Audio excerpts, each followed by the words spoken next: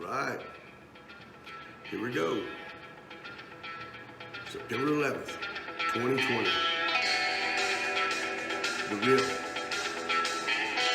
Mel Highsmith.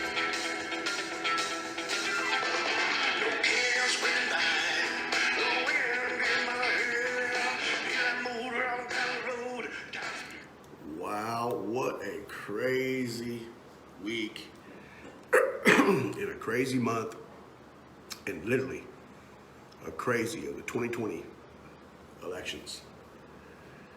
Wow, it's just sometimes, it's kind of takes your breath away of all the things that we've been through.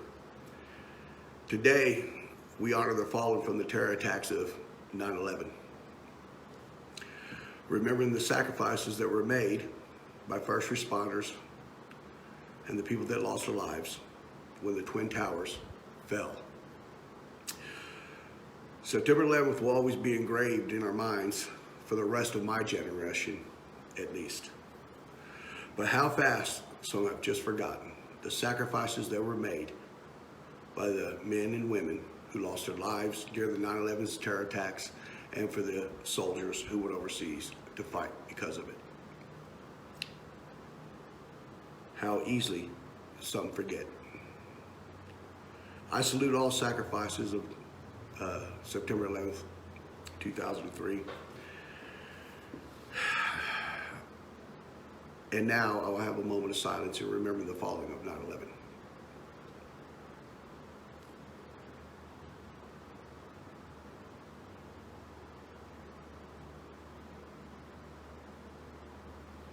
It's very heartbreaking, and it's not 2003, it's when we sent the soldiers, so I do apologize. But September 11th, can you remember where you were on 9/11? I can remember clearly. I was doing mold remediation at a customer's house off of 360 in Austin. And I was on a ladder in the kitchen, and the TV was on in the living room, and I could see through the bar, and I seen the first plane hit the tower. It was very emotional. I felt like the entire country was now under attack. As I shut down my job site and ran home to be with my wife and my children, I never experienced anything like that in my lifetime. I don't think any of us had. And once again, it is sad how some have forgotten the sacrifices made by the few for the many. We hear our president always talking, and he's talking about re-election, where a lot of people are scared. I've had people talk to me and say that they are scared. What are going to be the consequences if Donald Trump wins again? President Donald Trump is literally now, he's threatening to break up planned demonstration if he wins re-election November, very, very quickly. During an interview with Fox News, Jeanine Pirro, that's slated to air this coming Saturday, Trump addressed the protest that could take place, the protest that would take place if he were defeated by Joe Biden. If he's beat by Joe Biden, I don't think there will be any protest, because we all know that BLM and Antifa funnel all their money to Joe Biden. So we know that it'll end like that. And that is a sad day. How far we have come from the tragedies of 9/11 to having the same tragedies by terroristic attacks by our own citizens. But Trump is saying he will put these things down quickly. We have the right to do that. We have the power to do what we want. Look, it's called insurrection. We just send in and we do it very easily. I mean, it's very easy. I'd rather to see Donald Trump come in and quill. Marla, how are you doing? Glad to see you on the show.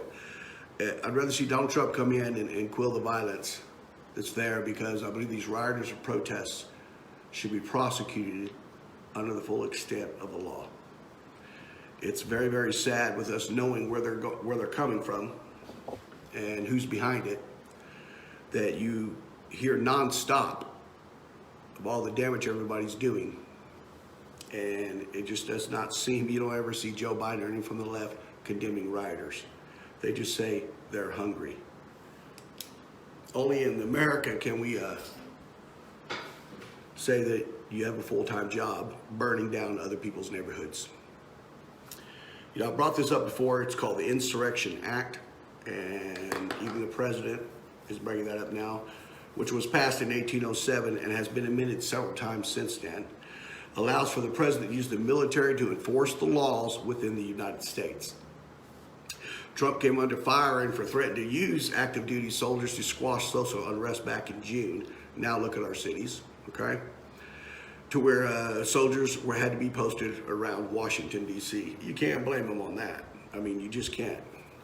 But he was willing and ready to deploy the soldiers into the streets of the nation's capital to help control the demonstrations that have plagued the U.S. since the Memorial Day death of George Floyd. I'll say it again. I hope I don't hurt anybody's feelings. George Floyd is not a hero. He's a drug addict criminal that was put into a martyr's position to fuel more riots and more disdain for what's going on in our country today. So I do apologize for anybody if I offended them with that, but George Floyd, I've seen all the videos from every angle, from multiple police officers, things like the rest of you have. And he just was not a hero, and I'm sorry. You know, Trump went to Pennsylvania, Shanksville, to pay tribute to the nearly 3,000 Americans who died there September 11, 2001. They were part of the things, Flight 93. Trump honored the 40 passengers and the crew members of Flight 93 who died 19 years ago today in the Shanksville Memorial, who were part of the 3,000 people overall who lost their lives. The president said this: nothing could have prepared them for the dreadful morning. Adding the passengers did not hesitate and did not waver when they took charge and changed the course of history forever. These were passengers that were on a plane. They knew that the chances of them coming out of this alive were probably pretty slim. But they took the initiative and made the choice to stop that plane rather than it be flown in and killing more innocent people. And so they charged those terrorists on that plane, took control of it, and unfortunately they lost their lives. This is the true thing that the color on this flag right here, red, says. Those are true patriots. Do you remember where you were again on 9/11? I will never forget that day. The people on Flight 93 may have helped stop a larger attack by fighting back against the terrorists who hijacked that plane. Reading this out to you is very hard. It's very emotional. I'm a very patriotic man. I believe in my country. I believe in all the peoples of my country. So it's very hard. So if I get busted up and got to pause for a second, I do apologize. It's like reliving this over again. So the people in 93 helped stop a larger attack by fighting back against the terrorists who hijacked their plane. To the family members of Flight 93, this is from Donald Trump. Today, every heartbeat in America is wedded to yours. Your pain, your anguish is shared in the grief of our whole nation. The memory of your treasured loved ones will inspire America for a time to come. We can only hope today people will go back and reflect on how they felt on September 12th. How you felt alive, burning inside for the love for your country because a foreign entity had attacked your people. It wasn't Caucasians, African Americans, Asians, Hispanic, Latinos, it doesn't matter who died that day. They all died and gave their lives to try and stop the terrorists on Flight 93. I'm talking about Flight 93 today, and I want to recognize all the planes that were lost, but it's easy to get the message out. How quickly some of us have forgotten that the sacrifices by few were for all of us who are the many. We should all be ashamed of ourselves that we don't reflect enough for all the families that lost their loved ones, and especially on Flight 93.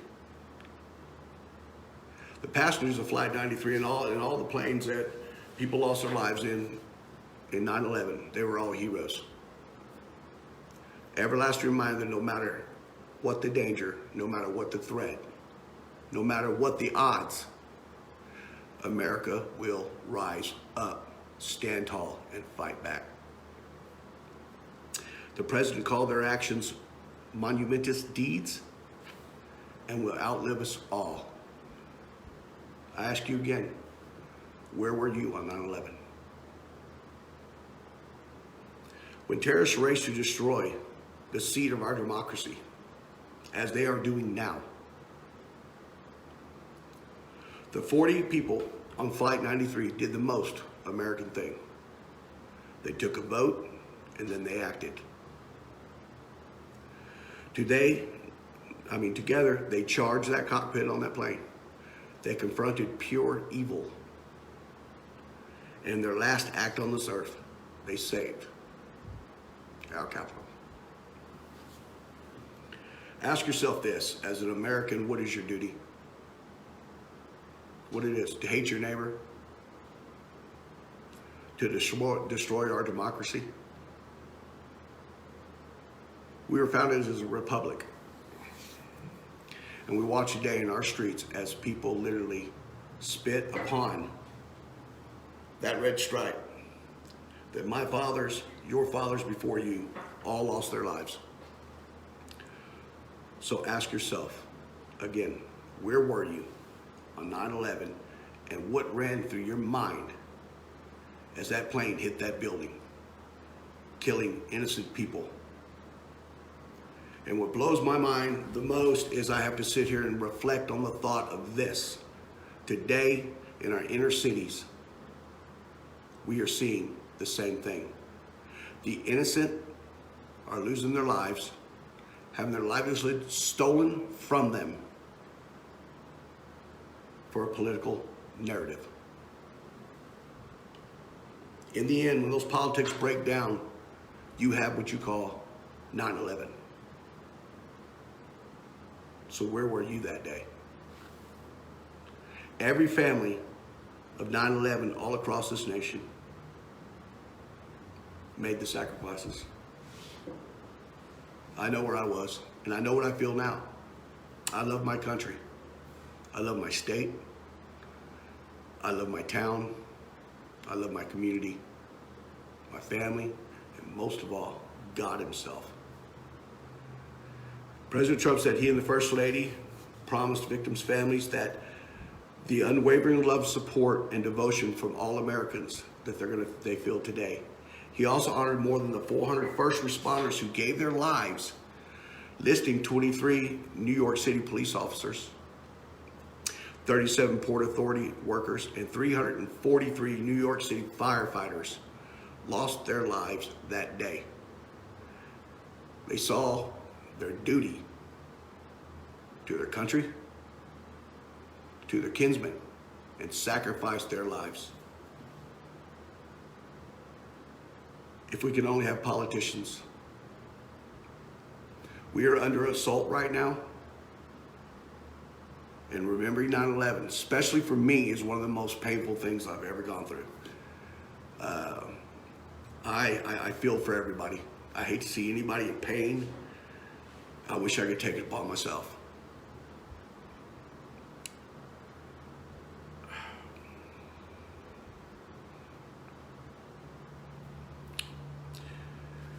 Honoring the extraordinary sacrifices that the first responders made is paramount.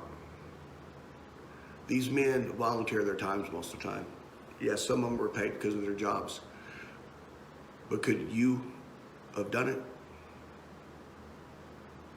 Do you believe in yourself enough, in your country, your patriotism, to sacrifice yourself for it? In this hard election year, I can promise you, whether you're Democrat or you're Republican, this choice, come November 3rd, will be made.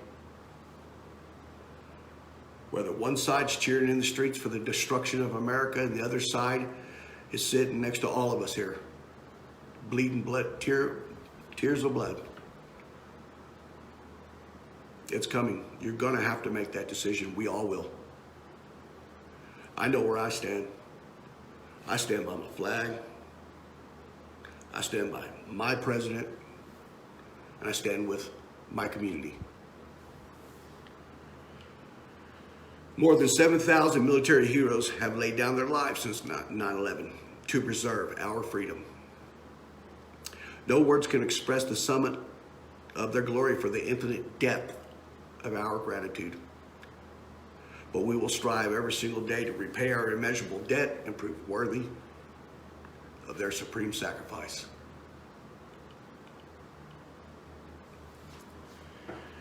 It's a hard thing when you look back and you reflect on what our country's going through right now. I can remember the day after 9/11, the patriotism flowed. I remember sitting with my family and we felt that we had been attacked. And we knew that our president was going to come to our defense. I believe in my president, and that's Donald Trump. And why, you ask me? I'm sorry that he's offended some people. So have I. I'm very well known to speak my mind. Because I'm not going to candy coat it and put it in powder so that way you feel better about it. Our president has been through a living hell in 3 years, but still has accomplished more than all of his 9 previous predecessors combined. Now, how do you do that? I truly believe that men themselves, if they believe that they're going to make a greater difference in this world, then they must take action themselves. For a man or a woman to idly sit by and know that they can make a difference and change within their own world, their community, their state, their country, that they truly are not patriotic Americans. Everything I do is according to the laws of God himself. My morals and my ethics are my guiding light that built my character. So I remember this day. This is the day that I bring up that 9/11 was the beginning of what we see today. Everybody, had their theories about the Muslims and all the stuff like that. But since that day, we've issued out millions of visas. So what was that sacrifice for? But we still have no choice. We still have our country and we still got to make a difference. So I ask you to help me make a difference and spread the word. Tell people there's only one way we can ever prevent a 9/11. Although we were seeing remnants of it, of the terroristic attacks that we are seeing in our streets of our cities called BLM and Antifa. Both entities had a chance over the last decade to make a difference in their communities and for what they were feeling, and they did nothing. All the leaders of these organizations have made themselves pretty tidy sum of money at the expense and on the backs of the unsuspecting supporters of them. Just breaks my heart to even know that our future is going to be dotted with a broken line leading to nowhere unless we make the decision now. And that decision is get out and vote. Whether you vote early, whether you vote on November 3rd, vote with your conscience. I always say something every single show that no one ever talks about, and that's the children. During 9/11, all those families that lost their lives, you hear the word family, but you forget those fathers and those mothers, they had children. While everybody else has forgotten about them. Mel Highsmith cannot. So what about the children? Hashtag, put it on your Facebook, hashtag save our children. We can make the difference, and the difference starts right at home. We can make a difference. It starts right at home, okay? You pick your candidates. Most of us already have. You go to your voting booth. Do not do mail-in voting. It is going to be pure fraud. Pure fraud. Protect your future. If you mail-in vote, chances are a postal service that has been filled up at every level during the Obama administration, chances are your vote making it where it goes, it's not going to happen. Go down in person. Go in groups. Because you know that all of us Trumpers are going to be walking through fire and brimstone at our postal, wherever it's at, libraries, schools, post offices. So go in groups, protect yourselves. Because these leftist nut jobs, they're going to burn us down. They do not care. Your future, what you built for yourself, your home, they do not care. They don't even consider it yours. They consider the person that's living under the bridge because he decided he wanted to be on drugs or whatever it was. We all make the decisions in our life, okay? The person who doesn't earn it gets the trophy. So everything that you have from a liberal standpoint belongs to everybody else. You don't get to earn your stuff anymore. You don't get to be proud anymore. This stuff, really, you're not going to silence my identity with a mask. I wear this over a black shirt to say that I am united with all my brothers and sisters here in America. That's whether you are Caucasian, African American, Asian, Latino, it does not matter. And I wear the flag over that to represent there's something bigger. We are all Americans. I wear my hat because of my Native American descent. Okay? Home of the brave, land of the free. I wish this whole world just wasn't about racism anymore. I wish we could make a difference. You know, I see a guy on Ed Freeze. I've been watching your sermons on Facebook, and I just love that stuff. I really do. I think that keep it up, do as much as you can. People want hope. And there we go. Okanio, glad to have you on here. So we all can make a difference for hope, for our families, community. And everybody always hears us say, for my clan. That's the people I'm around, like Scotland clan. Okay? I have to like say that every time, and it just blows my mind. So we all got to make a difference. Okay? So you're not allowed to go down to your bars anymore here in the state of Texas. They seem to not want to open them up. Me being a musician is my hobby, okay? I haven't gotten to play in, 6 months, 8 months. You know, little things here and there at family get-togethers, but, you know, at all. I can't go to my favorite, you know, bar and go shoot a game of pool, and I love playing pool because they're all closed. That's because of the great coronavirus pandemic. I ask you this. I want y'all, please find somebody who will own up and say that the COVID-19 is in the rioters. It's been spread by the rioters. You know, watching and reading news reports about Sturgis, the bike rally. You know, this thing's been going on for years. They're saying Sturgis had the major breakout of the COVID-19. But you never hear about the rioters. And most of all, and I'm going to keep saying it, I don't care if people get tired of it, you never hear about the children.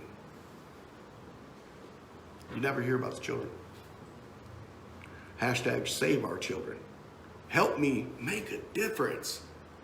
We're all Americans. I mean, bless it. You know, when I was in school, I can remember elementary, perfect. I remember the 3rd grade the best because we got these little gold stars up on this board for doing our math. Whoever got 100 got a gold star. So it was a competition, and I literally wanted to win all the time. But I remember that was my first class of the morning. Can you imagine having math for your first class? But that was mine. And we stood up and did the Pledge of Allegiance. Renee first, glad to see you here. So we did the Pledge of Allegiance, right? Why do you think that was? And why do you think, comparing and contrasting that, anybody want to take it out of the school?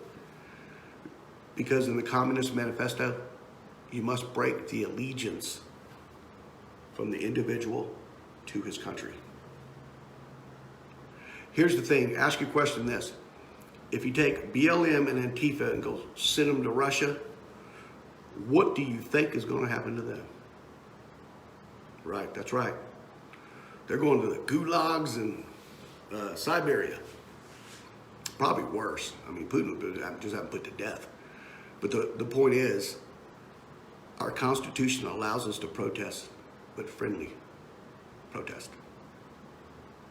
Makes me ashamed that I'm considered a Caucasian and considered I'm a racist, and it makes my heart break even more when I see that it is a bunch of misguided white, young, late teenager, early 20-somethings people run around these cities. That's good. Why don't they be a productive part of society and actually get jobs and go build homes? If you believe that, you know, being born white's like an infection or a parasite, well, we all have a choice whether we want to be in this world or not. I grew up with nothing, and I fight every day just to have anything. No one is going to tell me that I'm a parasite at all.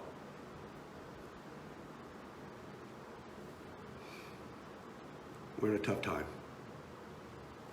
We're in a tough time in this world. So as I come down to wind this show down to the end, I'm going to say a prayer.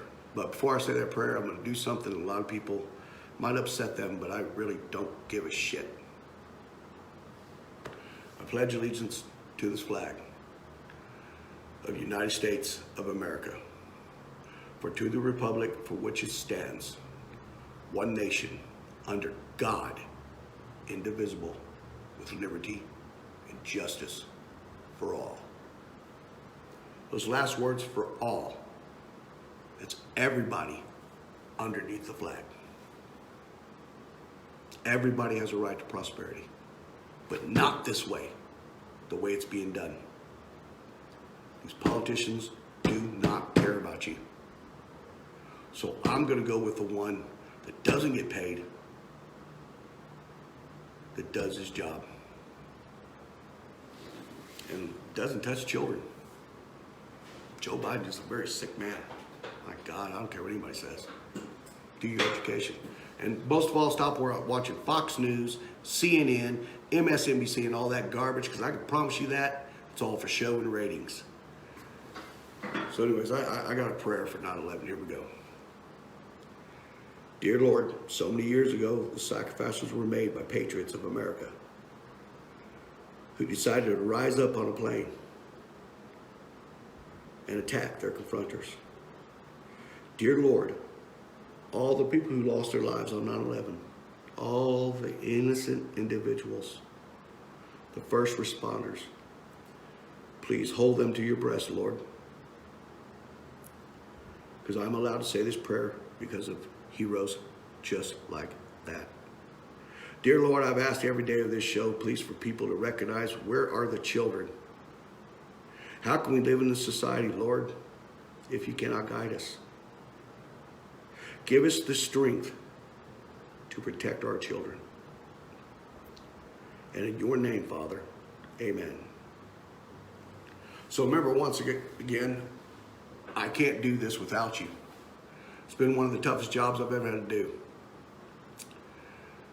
So go in on YouTube, subscribe to my page, The Real with Mel Highsmith. Like my page on Facebook, The Real with Mel Highsmith. Join the group, The Real with Mel Highsmith. You can find The Real on Parler, that's Parler. And it's a Highsmith Experience on Instagram. I can't do it without you. Don't leave this one man standing out here, fight for his community, alone. I'm a patriot, and I'm looking for more of them. Come join me. And so, till the end, I'll see you Monday morning. Let me finish this off with a good guitar solo from this old truck.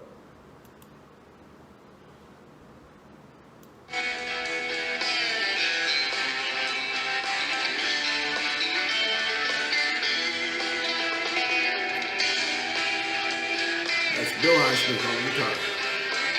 Thank you guys. I love all of you. You're some of my best friends I've ever had.